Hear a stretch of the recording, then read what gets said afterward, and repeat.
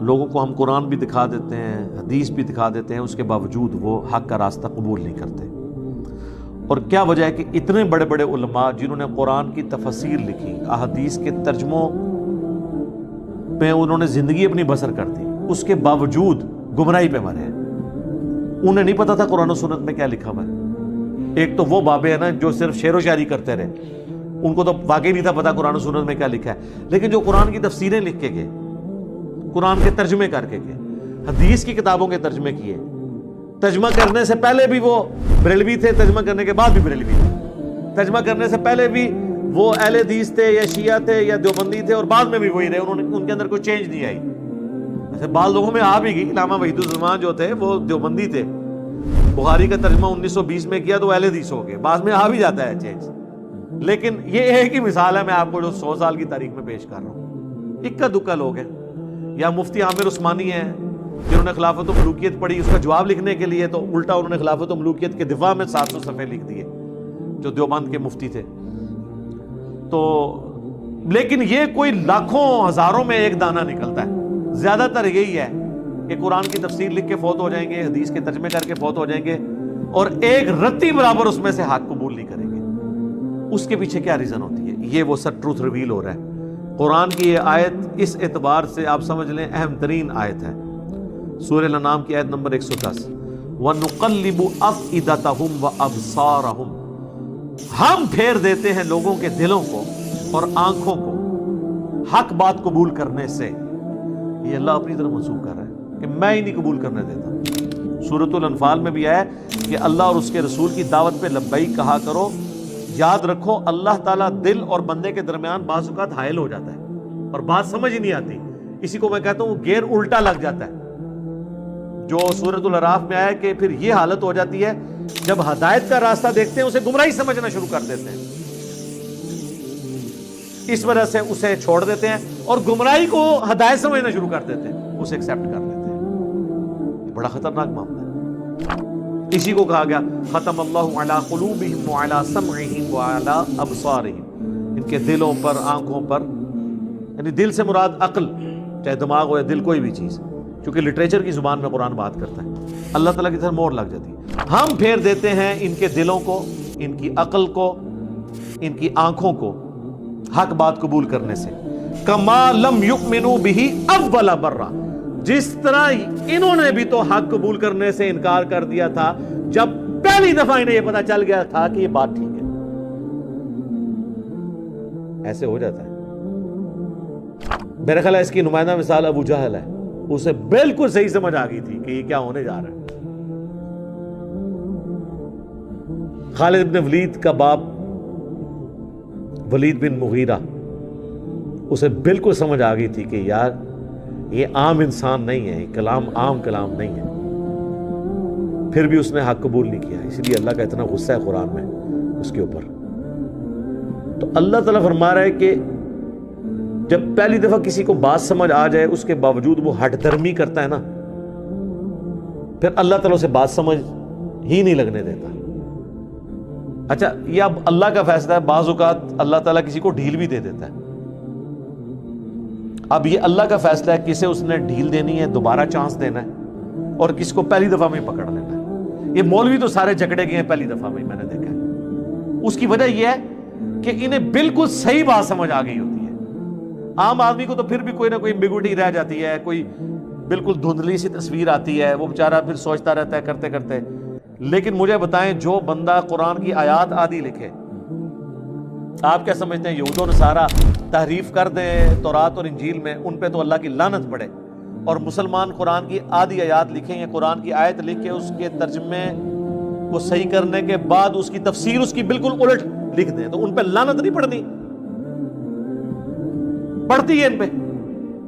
یعنی مفتی احمد یار خان صاحب نعیمی نے سورۃ القصص کی آیت نمبر 44 ڈسکس کی حاضر و ناصر کے مسئلے میں،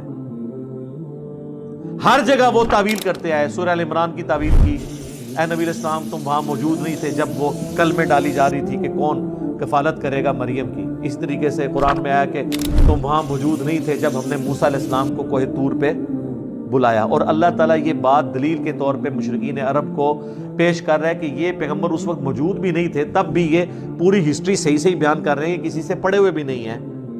یہ ان کی پیغمبری کی دلیل ہے. اس آیت سے ان کو یہ ٹینشن پڑ گئی کہ حاضر و ناظر کی نفی ہو جائے گی, کیونکہ یہ تو کہتے ہیں اگلی امتوں میں بھی حضور حاضر و ناظر تھے. تو ہر جگہ یہ پتہ کیا تعویل کرتے ہیں کہ اس در تو یہ آیا ہے کہ نبی وہاں موجود نہیں تھے, یہ نہیں آیا کہ دیکھ بھی نہیں رہے تھے, اللہ کے پاس تھے, وہاں سے بیٹھ کے دیکھ رہے تھے. اور آج بھی مدینہ شریف میں قبر اطہر میں ہیں اور ہمیں وہاں بیٹھ کے دیکھ رہے ہیں. لیکن قرآن میں ایک آیت ایسی تھی جو ان کی عقیدے کی موت تھی, وہ یہ سورہ قصص کی آیت تھی. اور اس کو تو اس آیت کو قرآن سے نکالنا تو ممکن نہیں تھا. ڈاکٹر سراج صاحب والی بات کہ اگر اس کتاب کی حفاظت کی ذمہ داری اللہ نے نہ لی ہوتی نا, کیونکہ اس کتاب کے بعد کوئی پیغمبر نہیں آنا تھا نا, ختم نبوت کی وجہ سے یہ متقاضی تھی یہ چیز کہ قرآن کو محفوظ کیا جاتا تاکہ نبی کا خلیفہ دنیا پہ ہو قیامت تک کے لیے. انا نحن نزلنا الذکر وانا لہ لحافظون. تو اگر یہ نہ ہوا ہوتا نا تو مسلمانوں نے اس کے ساتھ کام ڈال دینا تھا, اور ابھی بھی صرف ترجمہ یعنی اس کا ٹیکسٹ عربی والا بچا ہوا ہے, ترجمے میں اور تفسیر میں انہوں نے اب بھی ڈنڈی مار دی ہے. اور اس کی یہ پریکٹیکل مثال وہ لکھتے ہیں وما کنت بجانب الغربی, اور اے نبی آپ وہ مغربی جانب نہیں تھے اس کوہ طور کی, اذ قضینا الی موسی الامر, جب ہم نے موسیٰ علیہ السلام کے اوپر وحی کی, آپ وہاں موجود نہیں تھے. باقی بھی ہر جگہ یہ آتا ہے نبی تم وہاں موجود نہیں تھے. یہ کہتے ہیں یہ حاضر کی نفی ہے, ناظر کی نہیں. حاضر کہتے ہیں موجود ہونے والا, ناظر جو دیکھ رہا ہوں. مفتی احمد نعیمی صاحب نے یہ آیت یاد ہی لکھی اور کہا کہ اس میں یہ لکھا ہوا ہے کہ آپ موجود نہیں تھے, یہ تو نہیں لکھا ہوا کہ دیکھ نہیں رہے تھے. سر لکھا ہوا ہے وما کنت من الشاہدین, اور نہ آپ گواہوں میں شامل تھے, نہ آپ دیکھ رہے تھے. شاید کئی ترجمہ انہوں نے حاضر و ناظر کیا ہے. یہاں آیا نہ آپ حاضر تھے, وما کنت بجانب الغربی, نہ وہاں موجود تھے, حاضر تھے. وما کنت من الشاہدین, نہ آپ وہاں پہ گواہ تھے. اس نے کیا کیا, آدھی آیت لکھ کے نا اور کہا اس میں تو ہے کہ آپ وہاں موجود نہیں تھے. یہ تو نہیں لکھا تھا کہ آپ وہاں شاہد بھی نہیں تھے, آپ دیکھ بھی نہیں تھے. لکھا ہوا ہے. مجھے بتائیں جب یہ وہ آیت لکھ رہا تھا اور اس کا جواب دے رہا تھا, اسے نہیں پتا تھا کہ میں آدھی آیت لکھ رہا ہوں. اس طرح کے جو لوگ ہوتے ہیں نا, یہ اس چیز کے مصداق ہوتے ہیں. اور میں علا وجہ بصیرت کہہ رہا ہوں, اس پلانٹ ارتھ پہ اتنا شرک احمد بریلوی یا دیوبند کے بزرگوں نے نہیں پھیلایا جو مفتی احمد یار خان نعیمی صاحب نے جال حق لکھ کے ان سارے فرسودہ عقائد کا یعنی آف دا وے جا کے دفاع کیا. حتیٰ کہ وہ جال حق میں غیر اللہ سے مدد مانگنے کی دلیل میں سورہ بقرہ کی آیات لے آئے کہ اے نبی, یعنی یہ ان کو فرما دو کہ اگر تمہیں شک ہے نا اس کتاب کے بارے میں تو بلا لو اللہ کے سوا جتنی ہستی ہیں ان کو, اس طرح کی کتاب کوئی بنا کے بتائے. تو کہتے ہیں دیکھیں اللہ تعالیٰ ہمیں خود دعوت دے رہا ہے کہ اللہ کے سوا اور ہستیوں سے بھی مدد مانگ لو. اے اور رزلٹ ہے جو ان پڑھ بھی نہ کٹے. جی آپ پڑھ لیں جال حق میں جا کے. اب یہ جب اب باتیں یہ بلنڈرز ہیں, اس کے بعد بھی اگر کوئی ان کے پیچھے آنکھیں بند کر کے چلتا ہے اس کا کوئی علاج نہیں ہے سوائے ایک اس سے بڑا علاج میں نے رکھا ہوا ہے. آخری علاج وہ میرے پاس جو یکا ہوتا ہے کہ میں کسی بزرگ کی گستاخی ثابت کر دوں, وہ میں نے کر دی. اسی جال حق میں انہوں نے جو نور اور بشر کی بحث ہے نا, اس میں ان سے ایک بلنڈر ہو گیا اور وہ ہم نے پکڑ لیا. اس کے اوپر بھی یہ سارے آگے لاجواب ہو جاتے ہیں. انہوں نے کہا کل انما انا بشر مثلکم, اے نبی تم فرما دو کہ انسان ہونے میں تمہاری طرح ہوں. ظاہر مرتبے میں تو ہم بھی نہیں کہتے, آپ جیسا مرتبہ کسی کا ہو نہیں سکتا. ٹھیک ہے جی, ہماری آنکھیں تو ادھر تک نہیں دیکھ سکتی. بخاری مسلم ہے, نبی علیہ السلام نے جنت بھی دیکھ لی نماز کی حالت میں. بخاری مسلم ہے, میں اپنی پیٹھ کے پیچھے بھی دیکھ لیتا ہوں. آپ کے پسینے میں سے بھی بخاری مسلم میں آتا ہے خوشبو آتی تھی. تو انسان ہونے میں وہ ہماری طرح تھے, مرتبے کی تو بات ہی نہیں ہو رہی. تو اب ان کو بشر ماننا بھی مشکل ہو جاتا ہے نا. تو انہوں نے اس بحث میں کہا کہ اس آیت کا صرف مقصد یہ ہے کہ اتنا بتایا جائے کہ تم لوگ اے انسانوں مجھ سے مانوس ہو جاؤ کہ میں انسان ہوں, تم مجھے یقین کر لو, لیکن اندروں میں انسان کوئی نہیں. اندروں میں نور ہاں، میں انسانی شکل میں آیا ہوں تاکہ تم مجھ سے مانوس ہو جاؤ کہ ایک انسان دوسرے انسان کی بات صحیح طریقے سے سن لیتا ہے۔ جس طرح شکاری شکار کرنے کے لیے مختلف آوازیں منہ سے نکالتا ہے، یہ تیتر کو اور بٹیر کو، اس طرح پیغمبر بھی یہ کر رہے تھے کافروں کو اپنی طرف مائل کرنے کے لیے۔ اب پیغمبر کی مثال کس سے دے دی انہوں نے؟ شکاری سے، اور وہ شکاری بھی وہ جو فراڈ کر رہا ہوتا ہے، تیتر ہوتا نہیں ہے، آوازیں نکالتا ہے، اندروں کچھ اور ہوتا ہے۔ اب یہ تو صراحتاً گستاخی تھی، اس کی کوئی تعویل بھی نہیں ہے، کیونکہ بریلوی کہتے ہیں گستاخی کی تعویل بھی نہیں کی جائے گی۔ اے میں پڑھ لی سرکار، اندھا دھند پیروی کے انجام میں ڈال دی، اللہ کا شکر ہے ہزاروں لوگوں کی ہدایت کا سبب بنی۔ میرا وہ جو لیکچر ہے انڈیا اور پاکستان کے بزرگوں کی 19 گستاخانہ عبارات کا تحقیقی جائزہ، اے سارو سوئی ہے جیڑی میں انہاں دے غبارے ماری ہے فارغ۔ باقی قرآن و حدیث کے ساتھ جو اس کتاب میں انہوں نے کھلواڑ کیا ہے وہ آپ لاکھ دکھائیں کچھ نہ کچھ تعویل کریں گے، گستاخی کی تعویل نہیں کریں گے، کیونکہ وہ ادھر ان کو ڈر پڑ، کیونکہ ان کو پٹی کی پڑھائی گئی ہے، گستاخ نہیں ہونا چاہیے۔ دیکھ لو جی، انہوں نے خود اشرف تھانوی پہ جو حسام الارمین میں فتویٰ لگایا وہ کس بات پہ لگایا پتہ؟